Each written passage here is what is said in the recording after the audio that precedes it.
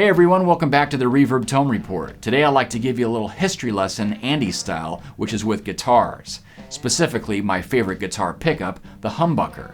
And I'd like to go over a little bit about its origins, find out exactly how this thing bucks the hum, and show you how it's changed over the decades. So let's get started. A basic single coil pickup is just that, a coil of wire wrapped around single or multiple magnets, which does a great job at translating string vibrations into current, but it also makes an excellent antenna. All kinds of electrical interference from transformers, lights, and radio to the big one, 50 or 60 cycle hum, are carried along with the instrument signal and amplified.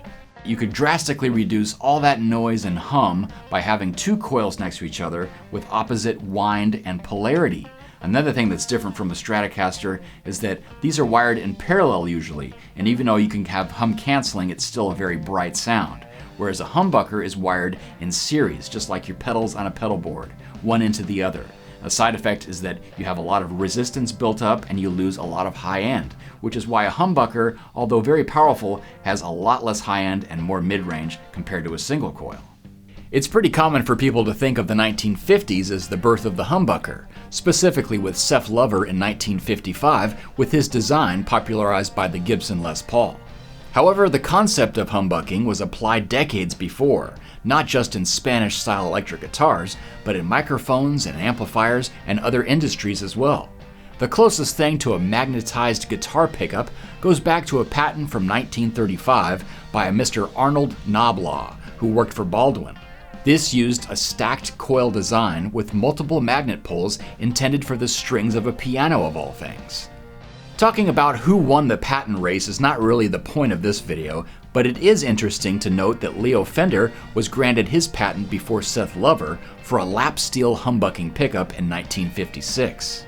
The Gretsch filter Tron pickup also goes back to 1954, a result of Chet Atkins asking his inventor friend Ray Butts, who also designed the famous tape echo-equipped amp, the Echosonic, for a low noise yet crisp pickup.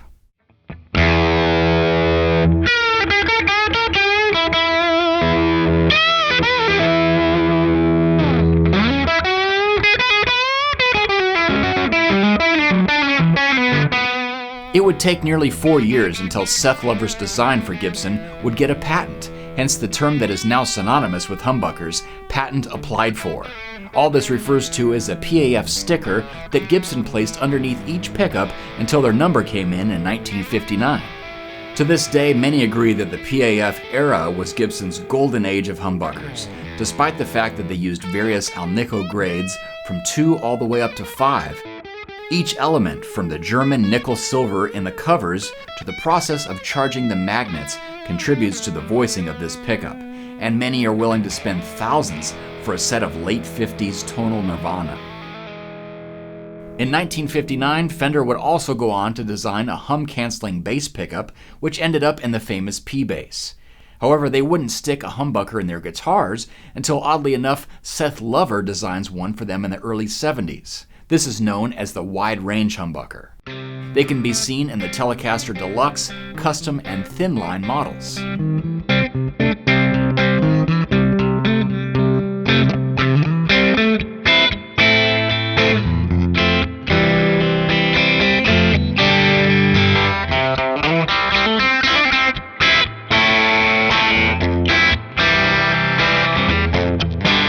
The biggest difference between a wide-range humbucker and a standard PAF is the magnet type. Whereas a standard humbucker has a bar magnet underneath the two coils, the pole pieces here are actually the magnets themselves, just like a standard single coil pickup that Fender would have used in the 50s and 60s.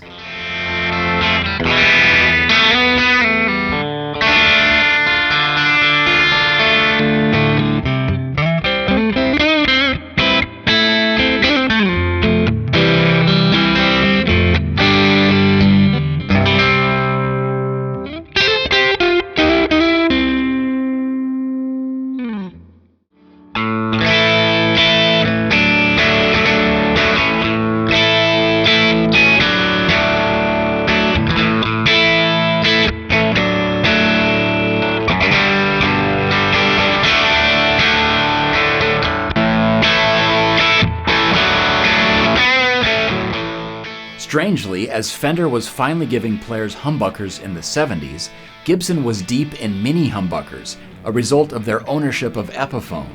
So in '68, the Les Paul Deluxe was created. Mini humbuckers are virtually the same as Seth Lover's original design, only on a smaller scale. They still have a single bar magnet between two coils, which are now smaller, resulting in a brighter sound with less bass response and lower output.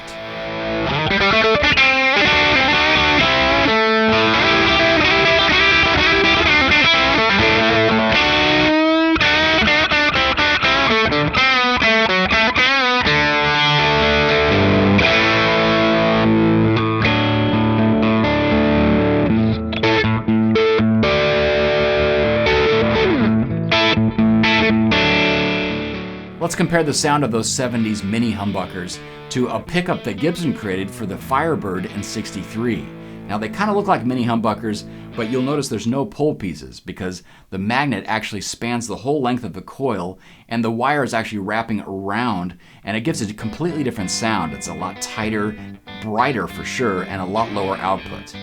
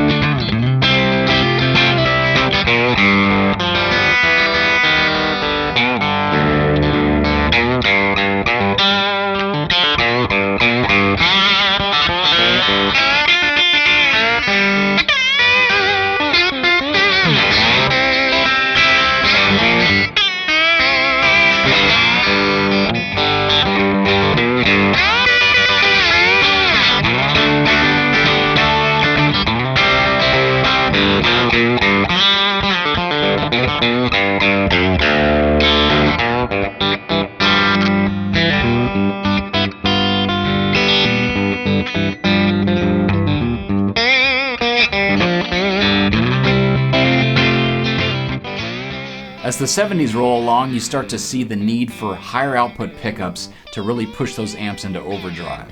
Now here's a great example of one. It's the 70s Dimarzio Super Distortion. The main thing about this one is that it has a really hot output, and they use ceramic magnets. And you'll see that it just has a lot more biting tone. And for me, it's a really great pickup for finger picking because it's just a little bit more compressed, and I don't have to dig in as hard to get a really loud and percussive attack.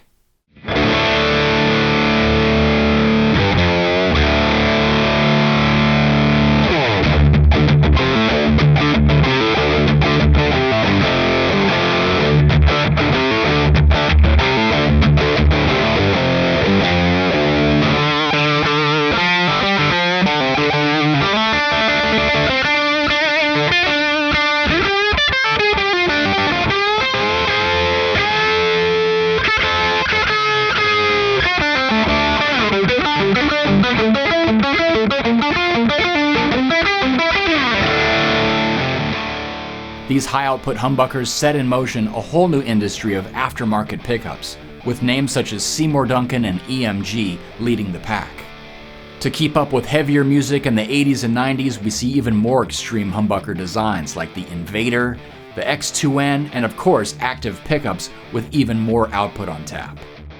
Also, humbuckers are no longer confined to the traditional large format. Pioneers like Joe Barden were putting narrow dual-blade humbuckers in a single-coil format, a favorite of legendary teleman Danny Gatton. Stacked coils also found their way into Stratocasters, a way to retain their classic appearance while benefiting from a noiseless design. Currently, the pickup market is a mix of wondrous technology and boutique brands such as Kinman, Lawler, and Throwback, who strive to recreate authentic reproductions of those mythical PAFs from the late 50s. Well, there you go, a little history on the humbucker, my personal favorite pickup. If you want to take a deeper dive, there's plenty of great articles right here on Reverb, as well as lots of products available in the Reverb shops. Also, leave a comment below on your favorite type of humbucker. I'll see you next time.